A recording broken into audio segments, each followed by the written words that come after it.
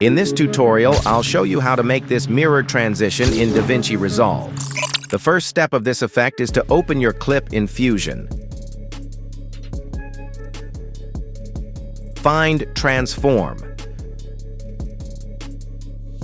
Go few frames forward from the beginning and keyframe center.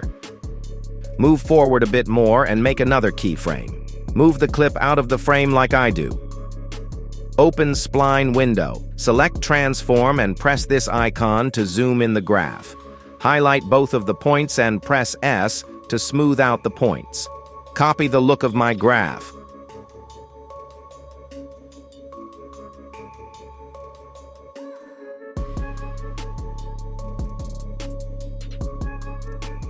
Click on Edges and change it to Mirror.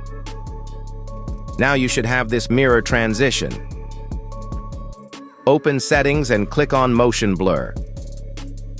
Copy my settings. That's basically it.